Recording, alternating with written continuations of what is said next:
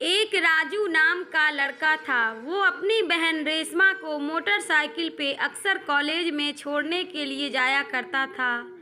लेकिन उसकी बहन रेशमा को अपने भाई राजू का सब्जियां बेचना पसंद नहीं था।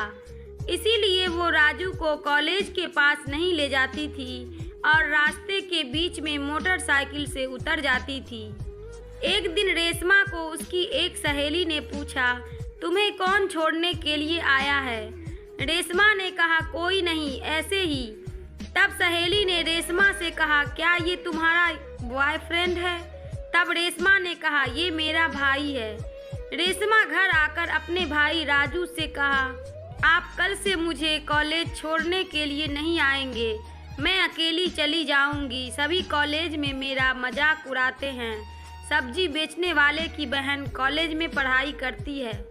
राजू अब अकेला दुकान पे जाने लगा और रेशमा अकेली कॉलेज जाने लगी। रेशमा एक लड़के से प्यार करने लगी थी। उन दोनों ने तय किया शादी करेंगे। लड़के ने कहा, कल मैं मेरे पापा के साथ तुम्हारे घर पे आऊँगा।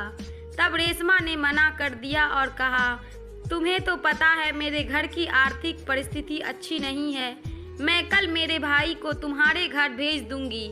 रेशमा ने अपने भाई राजू को सारी बात बताई। राजू यह सुनकर बहुत खुश हुआ। दूसरे दिन राजू उस लड़के के घर गया। उस लड़के के पापा के साथ बात किया। उसके पापा ने उस राजू के बारे में सारी जानकारी ले ली। उसके पापा को राजू का स्वभाव अच्छा लगा, इसलिए उसने अपने बेटे की शादी राजू की बहन से करवा दी। शादी होने के बाद कई साल हो गए। अब रेशमा माँ बनने वाली थी। तब उसके ससुर ने कहा, अपने भाई राजू को भी बता दो। तब रेशमा कहने लगी, मेरा भाई गरीब है और मैं अमीर हूँ। उसके ससुर को यह बात सुनकर अच्छा नहीं लगा, इसलिए उसके ससुर ने रेशमा से कहा, तुम्हारा भाई नहीं होता तो तुम आज इस जगह नहीं होती। तुम्हारे भाई ने केवल छोटी सी उम्र में सारी जिम्मेदारी तुम्हारी उठाई थी। वो ना पढ़ाई लिखाई करके तुम्हें पढ़ाया है। तुम्हारे भाई ने अभी तक शादी नहीं की और तुम्हारी शादी करवाई है। वो सब सुन के रेशमा की आंखें नम हो गई।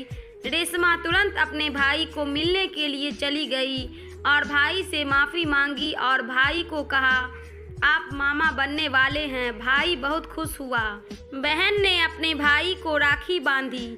ये थी राखी की कहानी, रक्षाबंधन की कहानी।